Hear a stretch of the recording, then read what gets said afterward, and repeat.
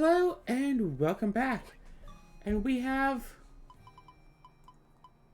a couple of nice tasty treats. Here, let's put this cheese in the shipping bin. Oh, so yeah, we only have you following us because we dropped off the puppy and we kind of just took you. And then we had... Right! Sorry, remember the last episode? Helps to remember the last episode. Stuff has been going on lately. There's been new, yeah, it's spoiler season in Magic, once again.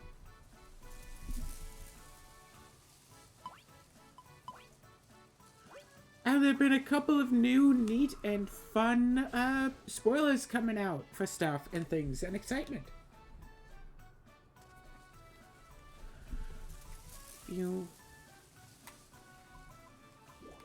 I'm so happy I get to see you today. Have fun. Hello. Okay, wait. I can all do it. What kind of job you're supposed to be doing? Hello there.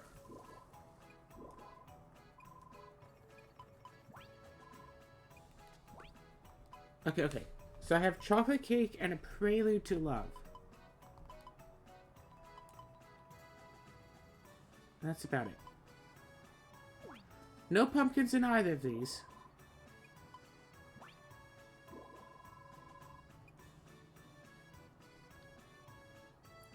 So let's see how good we got.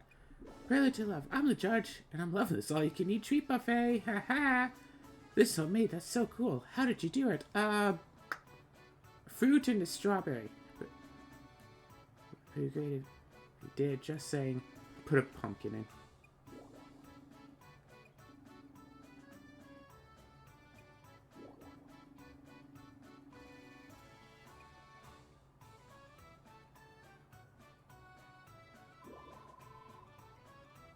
Yeah, imagine this being like Julian's birthday and this is just how the town celebrates it. That would be pretty awesome.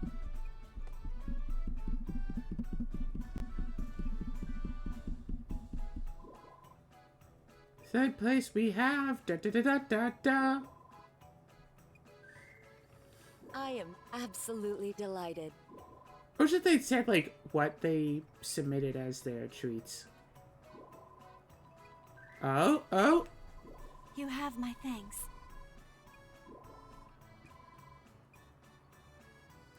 Da. Oh dear God.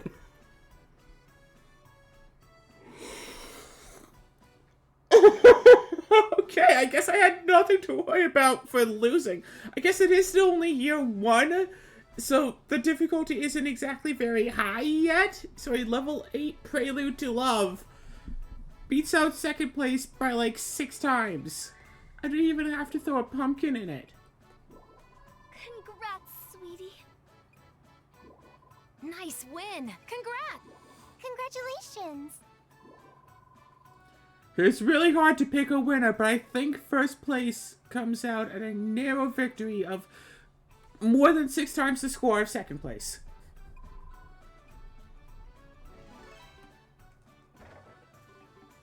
Yes.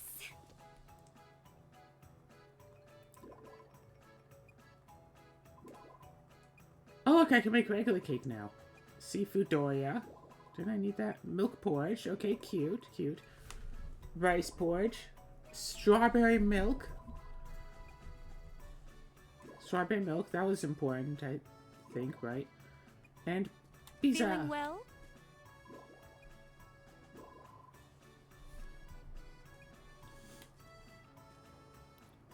You're a brilliant ball of sunshine today. Yo. Know if you have any I'd love to know what you think of my Hello. weapons.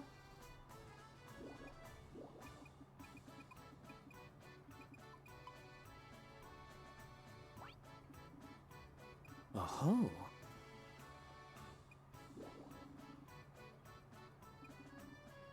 Never point there. I thought it was a pretty good idea.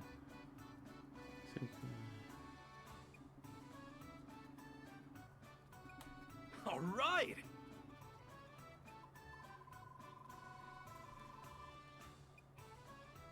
The contest is over, folks. You don't get to keep trying to submit stuff. Okay. Well, spoiler alert, but we win the contest. So that's cool, right? Let's go here, I guess. There's a shipping bin right over here. Someone comes into the room. No. It's not that somebody comes into the room to take from the shipping bin. It's that they... Curious. Boiled gyoza can now be shipped. Cool. And cheese is now being shipped, too. Nice.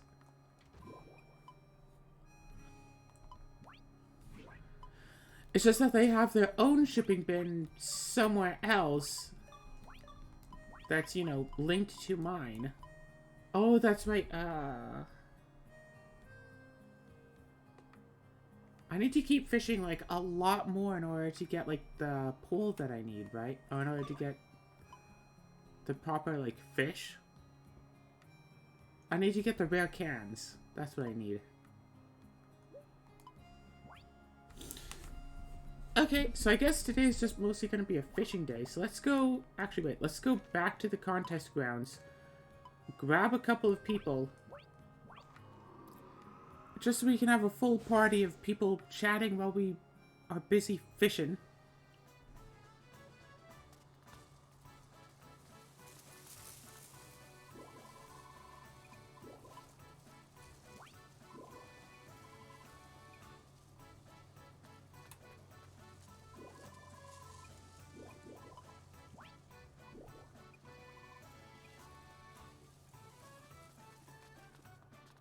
You rang? Oh, I thought the kids were, like, running around together.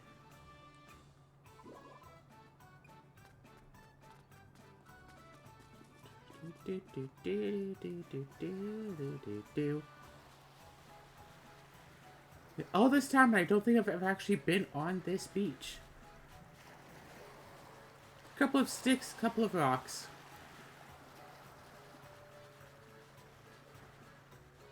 All this time, yeah. Not much to see here, but still. Get fit the ball. Oh, and my Prelude to Love. I got that back too. Nice. Actually did get it back. It's only a tasting. Ba ba ba.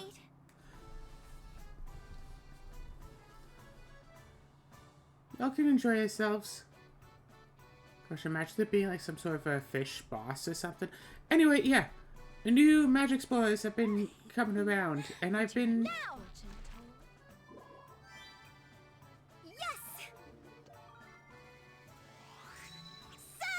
And I've been gold fishing around with a couple of the new artifacts.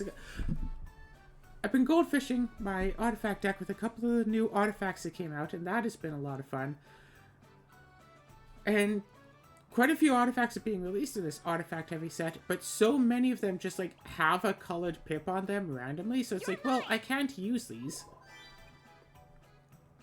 There's one that's basically just a clone, just a 4-mana artifact, enters as a copy of any creature on the battlefield, except it's just an artifact and not a creature.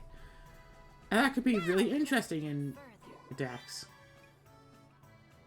It's not a rare can.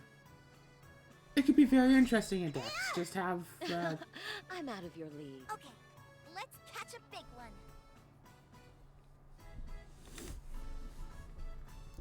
Yeah. It'd be interesting to have in a deck where, say, you need the commander to be out, but you don't actually need it to attack or anything. Now! You just need it to sit there. And then, you know, cloning it for making an artifact would just help the commander to just sit there. And just, you know, sit, stay, and be good. So you just like put out your commander, and then eventually just, yeah, I'll just throw out this artifact, copy my commander, so now if anyone does like board wipe stuff, everything is fine. Like say Nevinral, who wants to run a lot of board wipes. Actually, I think when Nevinral enters, it can like destroy all of the other stuff, right? I'd actually have to look up Nevinwell specifically, but I'm sure that there are a couple of commanders where just making an artifact version of them would be very useful. Heck, Audric, I'm on a white commander. It gives all of your keywords to all of your other creatures, so if you could just have that sitting out as an artifact, then people can't just blow it up. They can blow up your other creatures, but somewhere around the board, they'll have keywords. So you can just have it sit there. Someone does main phase 1 board wipe. You get to keep the commander at least, and it's all well and good and fine. Except, of course, they had to just throw a random blue pip in the text box, so no, you can't actually do that. You can only have it out in blue decks. It's an artifact, not a creature anymore. And it has tap, add blue. And it's like, it would have been fine if it didn't have that. But of course it has to have tap, add blue, so Would you like your fortune told? it's basically pointless now. Okay, put that in for like Jaxus, say, and just... So yeah, Jaxus makes copies of stuff. Now! Oh yeah, heck! Dash out Jaxus. Cast the clone, copy Jaxus, get rid of original Jaxus. It dies.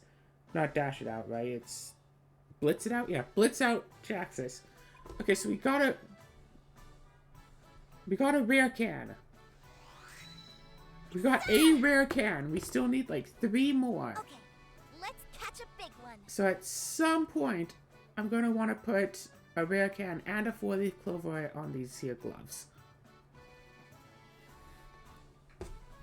Whenever we can get, you know, another 3 rare cans, then we can start putting them on weapons.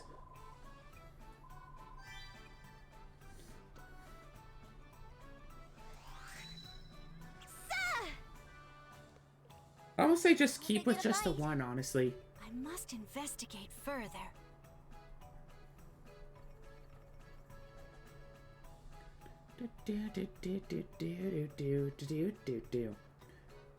Catch 1 more fish. Yeah, I don't know what that random line is all about, but it's here. Now! Catch another fishy fish.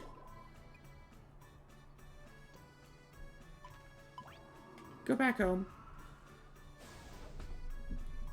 On the one hand, I want to ship out this fishing pole. On the other hand, I don't think I should.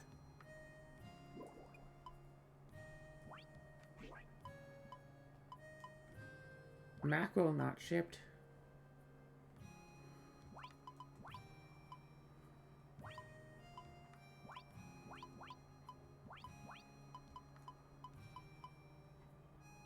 Wait, we could buy a rare can?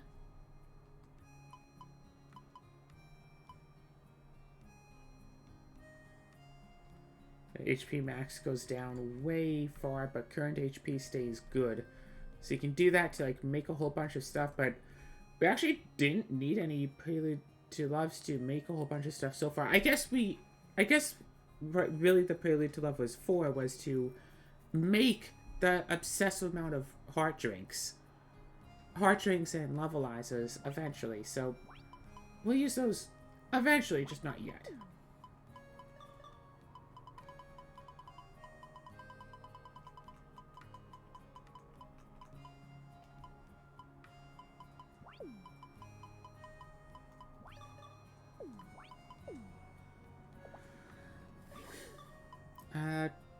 Yeah. Rare can and a 4-leaf clover. And that's all we really need.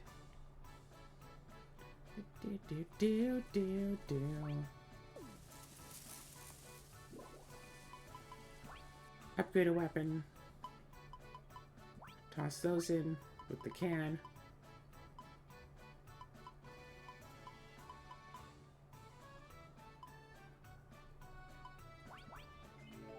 Yeah, upgrade the gloves a little bit, and then throw this in.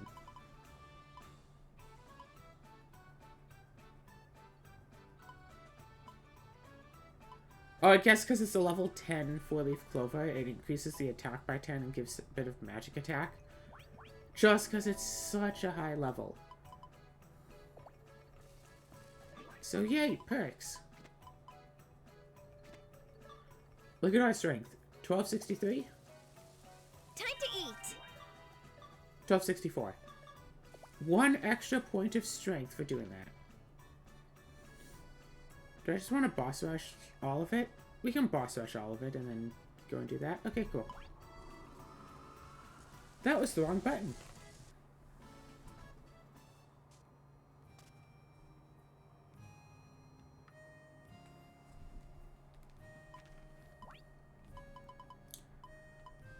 Oh, no. I was just thinking someone isn't gonna want to go into the,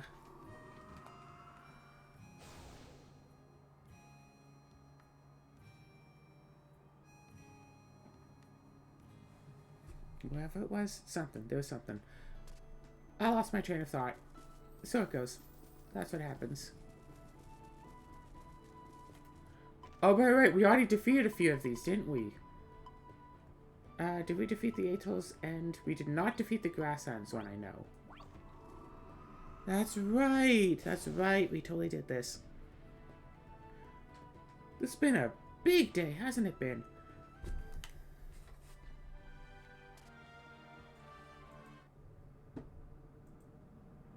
See, a lot of famous artifacts are getting, like, reprinted in this set, inspiring Sanctuary, Statuary, which is an artifact that is almost super useful for my artifact deck. Because it gives spells you cast the ability where you can just tap your untapped artifacts to pay mana for spells.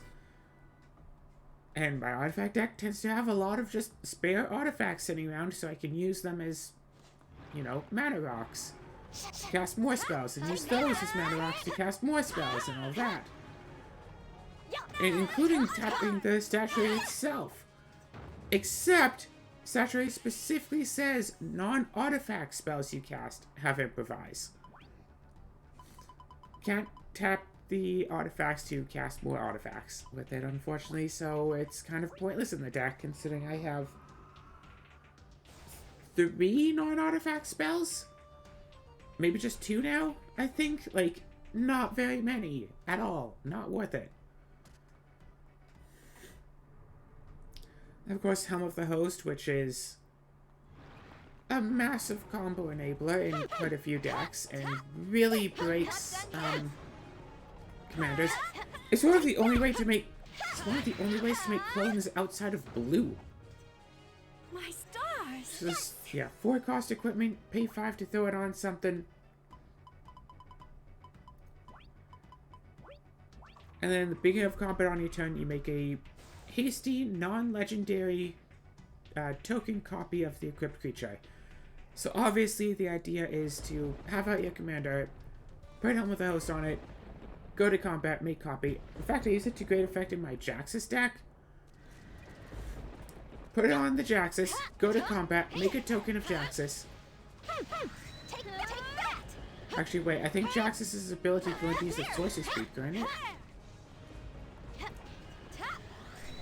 I'm blanking on that. But even so, go to combat, make the extra, go to main phase 2, tap the Jaxus to make another copy of the extra Jaxus. And then as long as I have cards to discard, I could just keep making extra Jaxuses and basically just kiki-jiki my way through. But I still need to pay mana, tap the new Hasty Jaxus, and discard a card. And as long as I keep doing that, I can keep making more of them.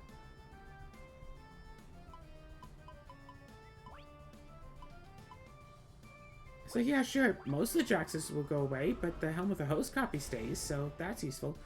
And of course, Defense Grid. Each spell costs 3 more to cast, except during its controller's turn.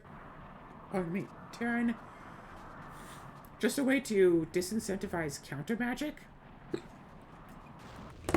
Sorry, I need some water. Well, sorry about that.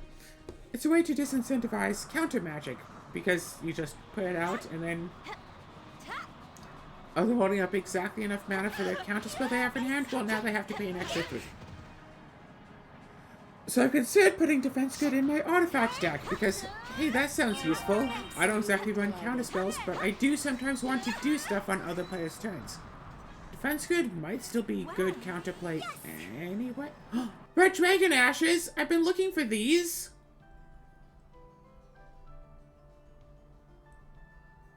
My gosh, 110,000. I think I need those for some stuff, right?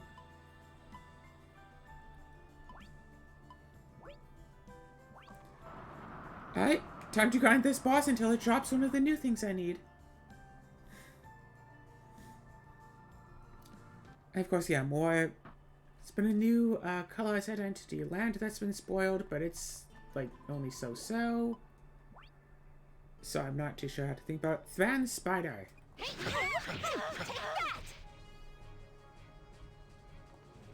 Yeah. Know your place. No. There. Know your place. I am absolutely delighted. Yeah, I've been having a lot of fun with the Smelting Vat, though. 4 mana artifact, pay 1, tap it, sacrifice another artifact. Look at the top 8 cards of your... I'm just reading this by memory, by the way. Well. Look at the top 8 cards of your... I feel like I dropped something. Look at the top 8 cards of your library. Blah. Choose up to 2... choose up to 2 non-creature artifact cards with total CMC less than or equal to the CMC of the sacrificed permanent. Put them both onto the battlefield under your control and the rest on the bottom in a random order. So say, use it, tap it, sacrifice a 4-drop. You get, like, say, a 3-drop and a 1-drop. You get 2 2-drops. You get just a 4-drop. Or you get a 4-drop and a 0-drop. As long as they are not creatures that you're getting.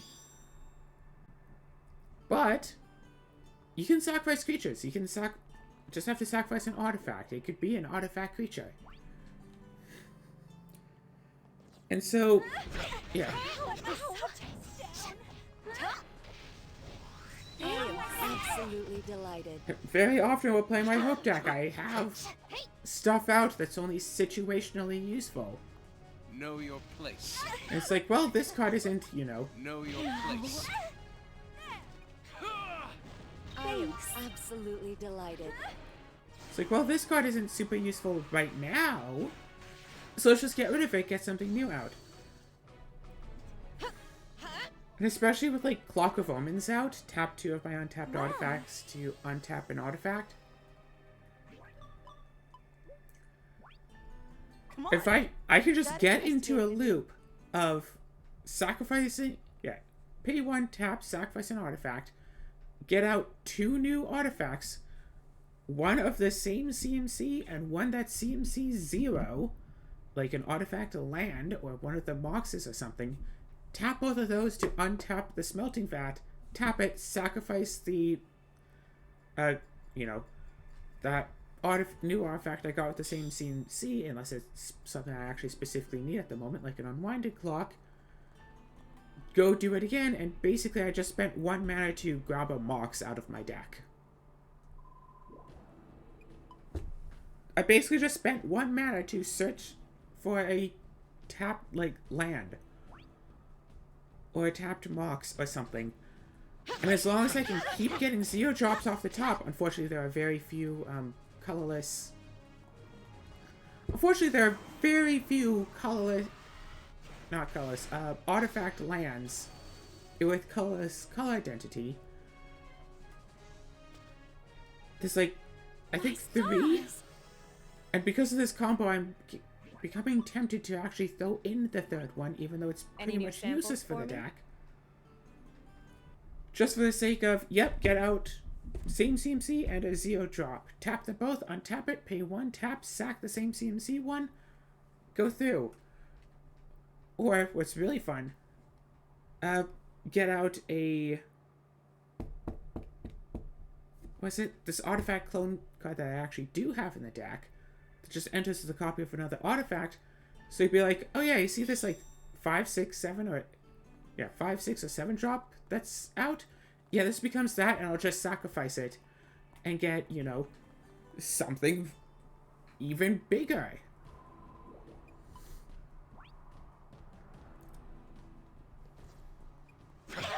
Which is why I wish I could just use the artifact clone thing. I am absolutely Have, delighted. you know, the clone enter as a copy of someone's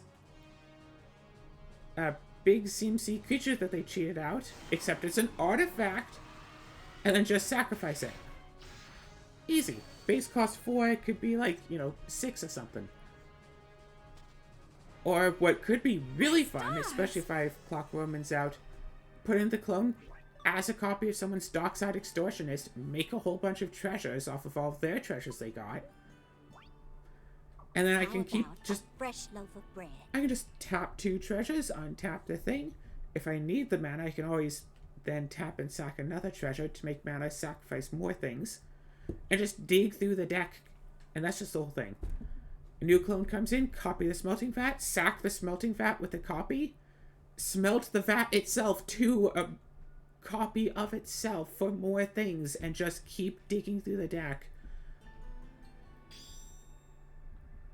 Yeah, even just for my playtesting so far, I've been able to dig through about half the deck in one turn, constantly looking for new things.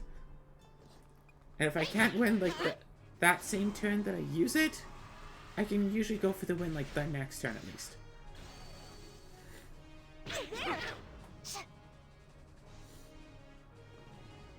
Know your place. No. So, you know, that's useful. I am absolutely delighted. That was inevitable. Your defeat was inevitable, I My agree. stars! No new Rise items. and shine, my friend. I also Cage Sun getting a reprint. All of these like old artifacts getting like blueprint reprints, which look pretty neat. New Planeswalker finally got spoiled. Of course, as Sahili, who works with artifacts a lot. Easy to get out emblem though. Enters with 3, emblems at -4. You get an emblem with artifact creatures you control get +1/+1, and artifact spells you cast cost 1 less to cast. Again, if I could have that in my artifact deck, and just have an emblem with all of my artifacts cost 1 less, that would be awesome. Huh? Gotcha! Take that! I want to skip that little cutscene.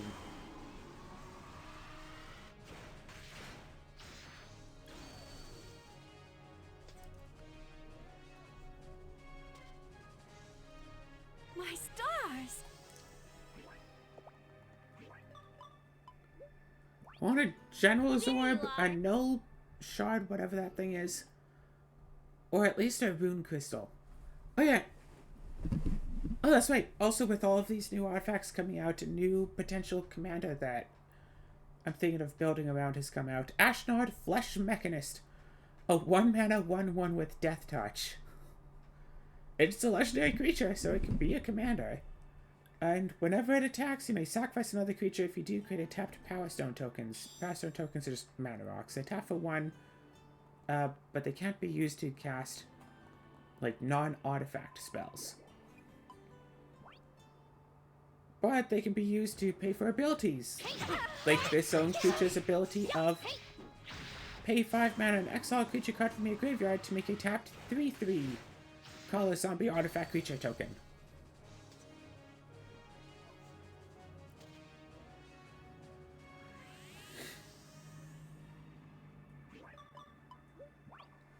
I await whatever the day may bring. So yeah, you have to attack with it and sacrifice a creature to make a Power Stone, which is basically just a mana rock, and it is tapped. I could see Amulet of Vigor being used in the deck just to make sure all those come in and then untap themselves and be useful right away. And a whole bunch of creatures that can reanimate themselves from the graveyard. But also I can totally see like a banding theme in here, throw in some stuff with banding. I wonder if there's anything... I wonder if there's any... Yeah, I wonder if there are any mono black banding creatures. Attack with it with something else in a band, so if someone does block it, you can say, nope, Ashnard is safe, she's throwing away this other thing. So, in that case, you would have to lose 2 creatures, and opponent loses 1, because Death Touch. I am absolutely There you go. You lose 2 creatures. Opponent loses 1, but you also get a Power Stone. So it kind of nets about even. Plus, all those Power Stones can be used to pay for all of like the generic costs of... Oh!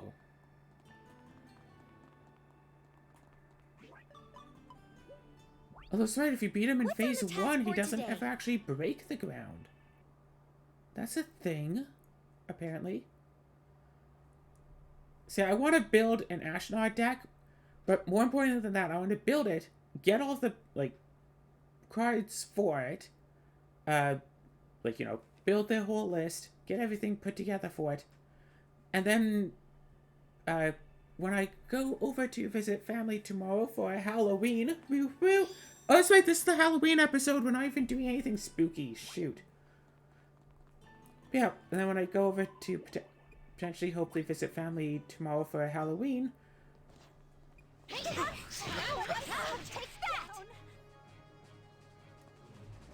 Know your place. Gotcha! Know your place. There you go. When I go to visit family tomorrow for Halloween, I can then also print out all of the cards. Spend some time on Halloween cutting out these cards, potentially getting them all sleeved up and such. You know, all of that nonsense. You look happy. Since when do I look happy?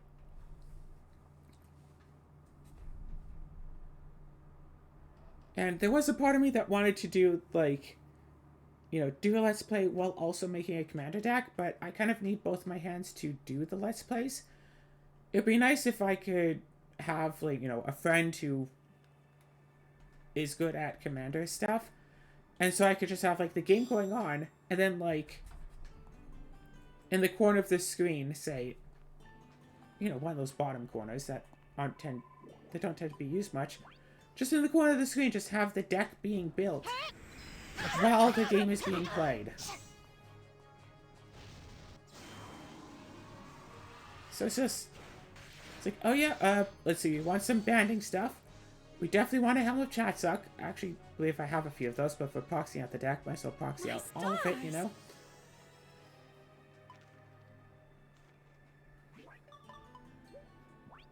Yeah, gotta get the Helm of Chatsuck, because that gives stuff banding, and that would be very useful.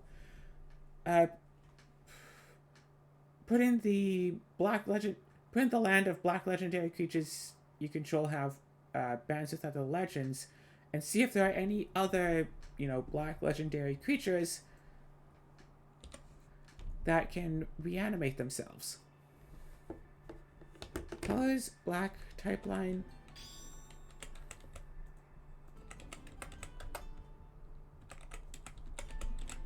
Actually, I'm looking that up right now, in fact.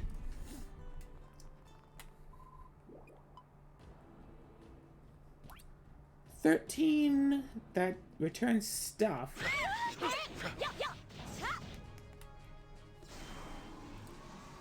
Over another non-token creature control dies. Do that and make it 2/2. Beginning of your upkeep, you have more cards in hand than each opponent. You may sacrifice a swamp. If you do, return this from your graveyard to play. Sacrificing a swamp does not sound like the play I want to make. I await whatever the day may bring. It's all black and white creature cards from the graveyard to play. That could probably be useful.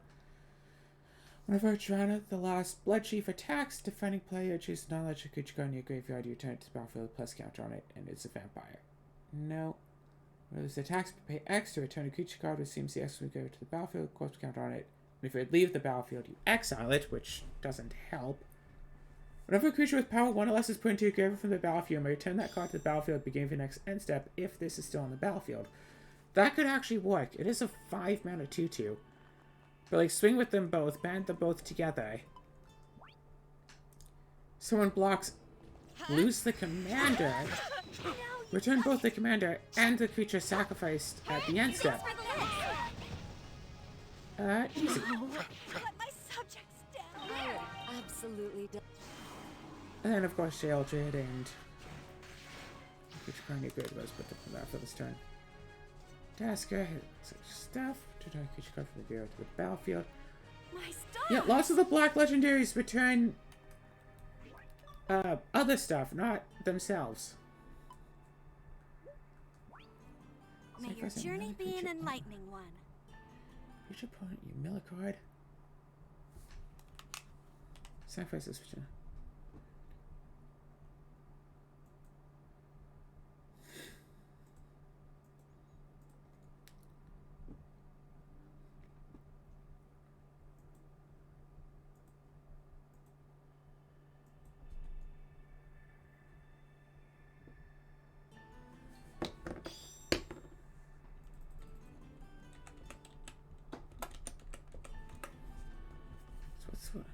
Return this from your graveyard to the battlefield. Yeah. So yeah, stuff like reassembling skeleton that just returns itself. Heck, I could see like Tormod being used in this just to make extra tokens. Because that makes some tapped zombies whenever a card leaves your graveyard.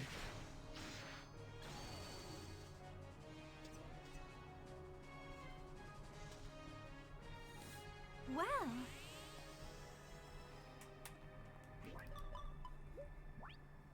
Time for your checkup. No.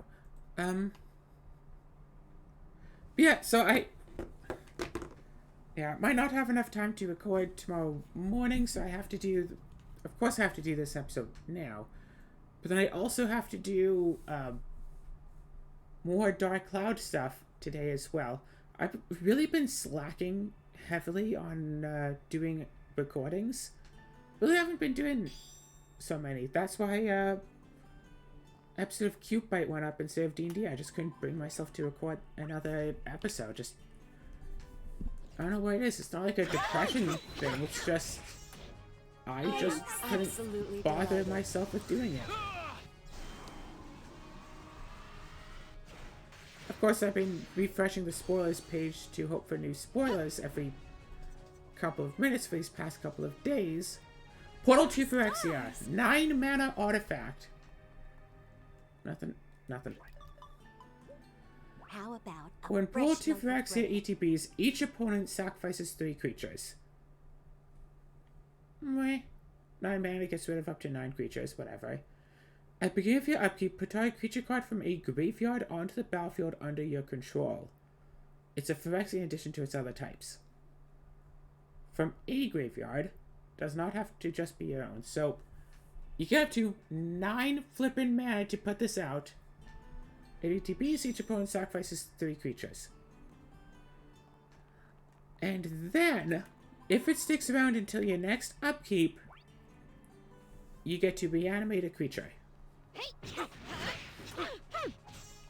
we go. You get to reanimate a creature, and also, just to note, it doesn't have any of the, oh, exile if you leave the battlefield text. It's just flat out reanimated.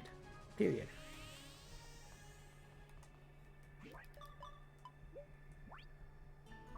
Try not to get in the way of my work. You just, yeah, that's just it. You just bring it back. Nothing to it. So yeah, if you have a good creature in your own graveyard, you can bring it back. If someone else got rid of a nice creature, you just bring that back. I can see that being nice for more casual pods. Like, oh, hey, we got rid of your... I was going to say Eldrazi, but most Eldrazi shuffle themselves back in and they'll just sit in the graveyard. But it's like, oh, hey, got rid of your, like, I don't know, 6/6 creature. I'm going to just reanimate and get myself a 6/6. Yeah, making each opponent sacrifice 3 creatures could be useful.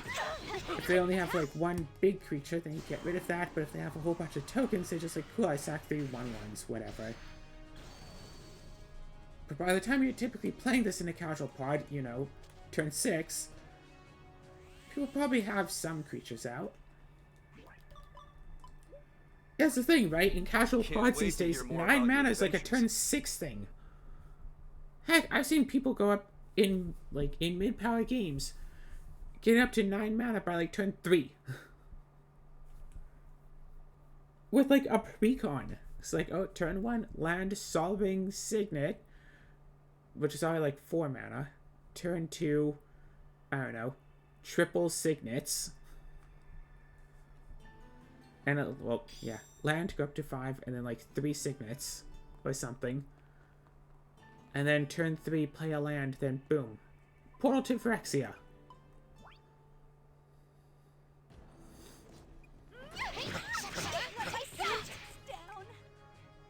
Like, I remember one time my high power deck got up to, like, 11 mana by, like, turn 3, and that was insane.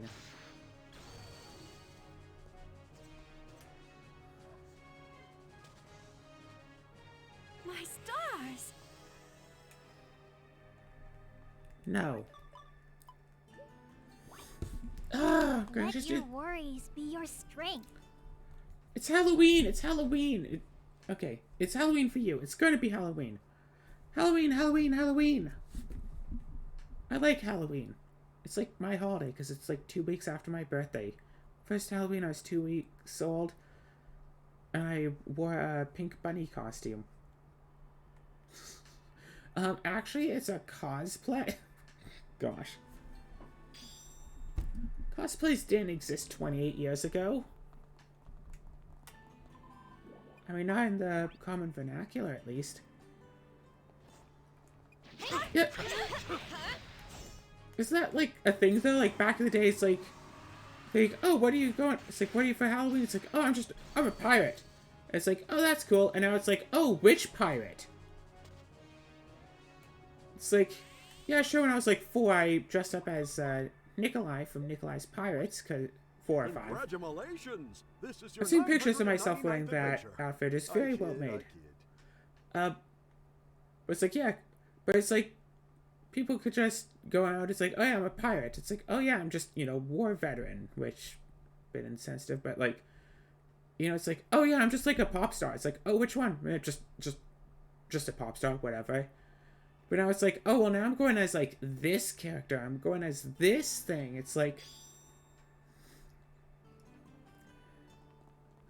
It's like, people ask me about my Halloween costume I use. Like, oh, yeah, I'm a white mage. And, of course, most of the time people are like, oh, that's cool. But occasionally I'll get people being like, from Final Fantasy? And it's like... Yeah, at the Comic-Con that I went to a couple months ago, there were a few out of the handful of people who asked about my costume, a couple of them asked for, like, specifics, like, oh yeah, it's like, White Mage from, like, what series? It's like, oh, from what game? Or they just assumed Final Fantasy because it stands out pretty well as the Final Fantasy one with the red spikes on it.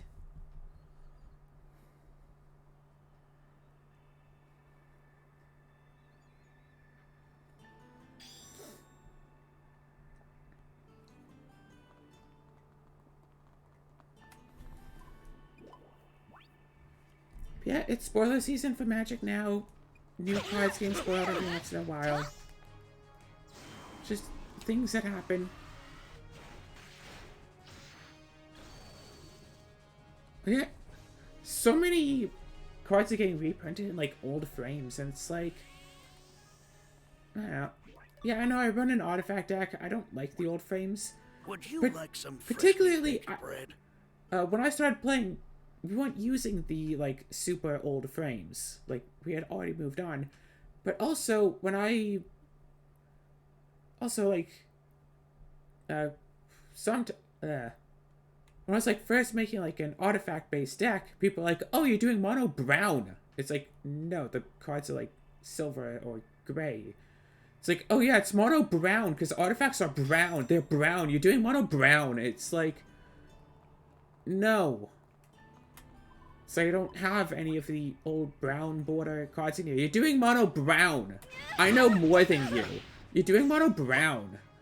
And that annoys me to such an extent. I am absolutely delighted. That just seeing all of these, like, brown border artifacts and stuff just makes me go, ew. Yeah, some of these have new art, and that's really nice. I just wish I could see it on a frame that's not brown. It's like, oh, well, you have to understand. This I is don't what mind people being like, kept because in this is what Magic was like 20 years ago. So all of the old players, this is what they like. It's like, yeah, sure, they like it. And I'm expressing why I do not. They're allowed to like it. I am also allowed to not like it. That's the thing. I'm not saying that shouldn't exist. I'm saying that I'd prefer it if I didn't have to use them. Like, I like to get, you know, the fancy art stuff in a non-brown frame. I would like there to be options. Other people can have...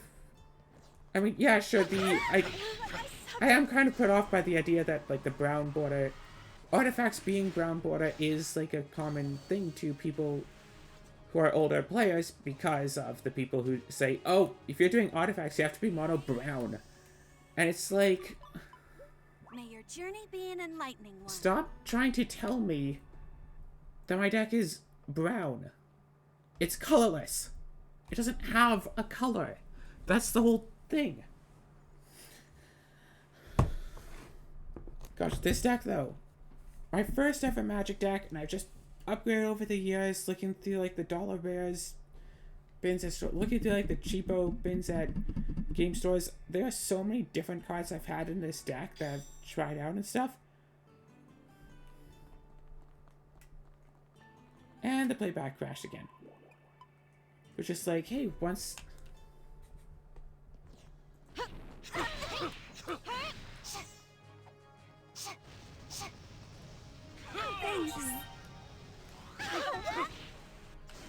Yeah, it's just ever since I got the, got enough colorless cards to actually make a fully colorless deck.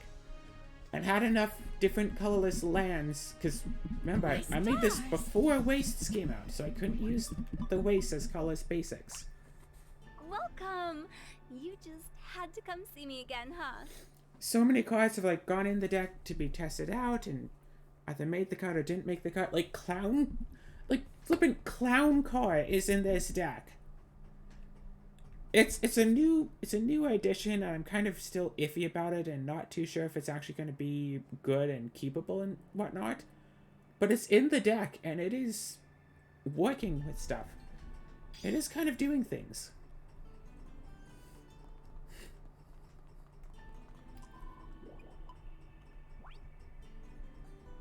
Yeah, mostly because casting allows me to roll dice, which works with like the one card I have that wants to keep track of dice I've rolled, and also because it can make a whole bunch of artifact tokens. And it being at minimum 3 is nice. Not like, you know, a point of, oh, I have to run it because it's free, but it is a point of, at least I'm not going to just sit it with it in my hand being unable to play it because it costs like 4 mana and I have like 2. It's like, if I have 2 mana and I want to put it out, I can just put it out. If I get it on the top of my library with, was it Mixture? No. With Mystic Forge, I can just play it. Even if I have no cost reduction, anything, and no open mana, I can just play it for 0, just, it's out. Let's see what the next card is.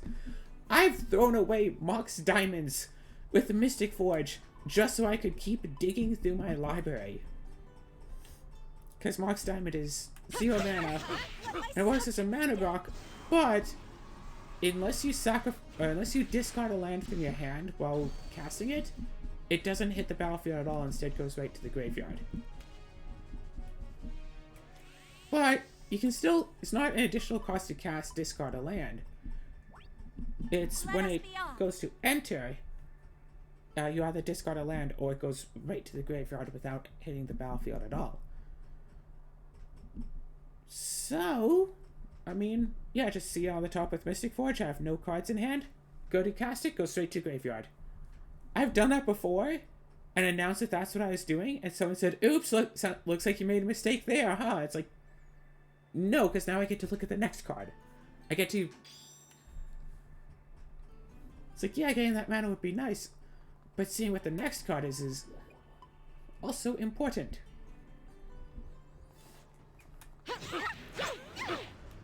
You have so many, like, every set has anywhere from like 0 to like 3 artifacts that are useful for the deck. 3 is very unlikely.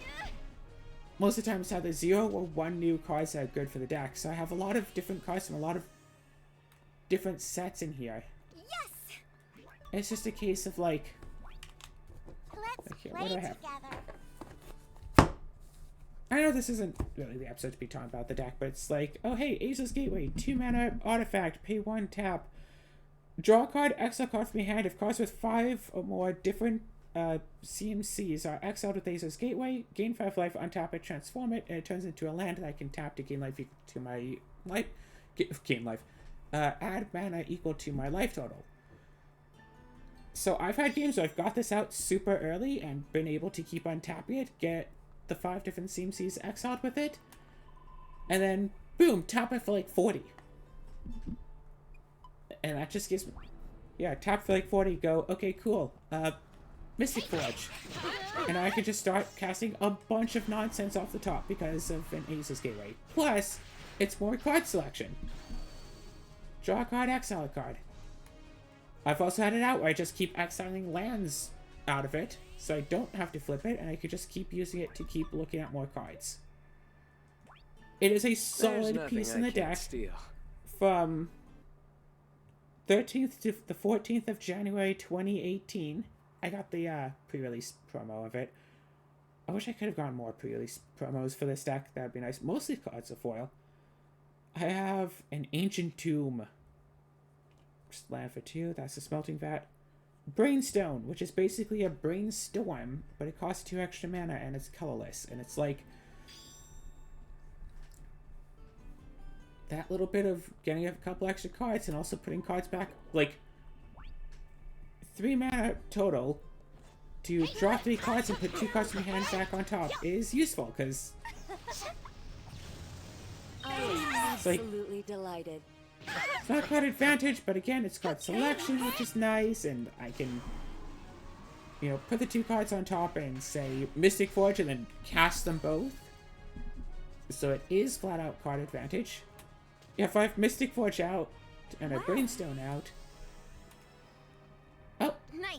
that's the thing. That's a Boon Crystal. That's the thing. The problem is I could just buy this.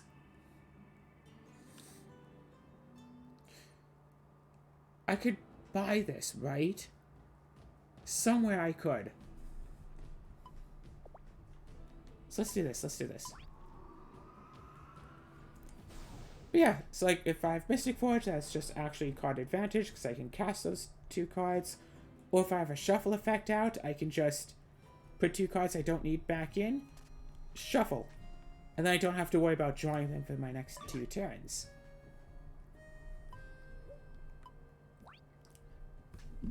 And it's, yeah. I was actually very uncertain of it when I first There's nothing I can't thought about steal. when I first saw it and thought about putting it in. But since then, I've had this Brainstone in here. It's been useful. One day I'm actually going to do an hour-long video and go through every card in my deck and explain everything that it does with everything else. Yeah, Sanctum of Ugin, Crawling Barrier. A lot of these cards have saved me in the past. Even stuff that people don't like Winter Orb, has saved me before. Someone taps out all of their mana and it's like, oh, they're gonna... It's like, oh, well, they don't have, like, many mana rocks. They have a whole bunch of now tapped lands. Just Winter Orb. Yeah, all of your lands are gonna just stay tapped. Okay, thanks, bye.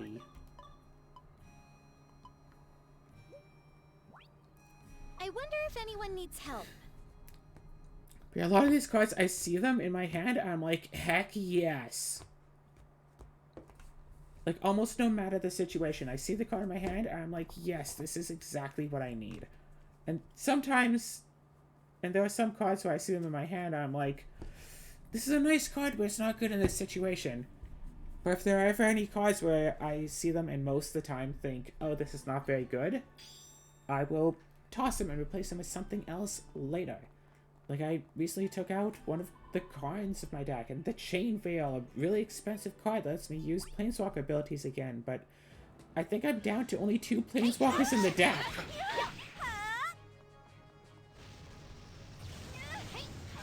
So putting in an extra card that literally does nothing other than hurting me unless I, A, have a Planeswalker out, and B, pay extra mana and tap the Chain Veil. It's like 4 mana to put it out, which is like you're whatever, back. but it's also 4 mana and tap it, to use it. So if I don't have the mana to, have it out and also tap it, it's not any more useful than any other 4-cost artifact. Plus, in addition to also having to have out a Planeswalker, like, back when I had, 5 Planeswalkers in the deck, it was nice, because I could much more likely get out one of them, and then also, get out an OG Ugin and start uptaking it in Chain Veil, and, chain the Chain Veil, use it again. And you just keep going with it. Let your worries be your strength. And that's just how it was, and it worked. Basalt, Monolith, and Clock of Omens. Clock of Omens is the key to this deck. If there was an invention version, if there's a specialty version of Clock of Omens, I would have gotten it for this deck, because Clock of Omens is the cornerstone of this deck. I don't remember when I first saw it, but just Clock of Omens, and it's like, oh, wait. I wish I could see my reaction to first seeing the Clock of Omens. So I remember first seeing Paradox Engine and thinking, that's not a real card, right? Yeah, there. Fortunately, Paradox Engine is a real card. Unfortunately, it got banned in Commander. Paradox Engine, 5-cost artifact. Whenever you cast a spell, untap all of your non-land permanents. And, oh my gosh, that card was so broken, powerful, good. I wish I could have kept it. Welcome back. Just have some artifacts that can tap to make me draw cards. Have a whole bunch of mana rocks out. And then just, hey, I cast a spell. I cast a spell. Untap all my mana rocks. Gain a couple of extra mana from floating some. Tap this, draw an extra, 2 or 3 cards, whatever. Get another spell to cast out. Floating, gaining extra mana. Just cast spell, cast spell. Cast spell, get mana, draw cards, cast spell, get mana, draw cards, and just keep doing that. Actually, speaking of cards I should put in this deck, I should throw in a Skull Clamp. Take that. Skull Clamp with Hope just means I can just start drawing extra cards. Drawing 2 extra cards for 1 card? Yeah, sure, I lose the Hope, but would still be very useful. Heck yeah! Ball, ball, ball, ball, ball, ball, ball, ball, ball, ball, ball, ball, ball, ball, ball, ball, ball, ball, ball, ball.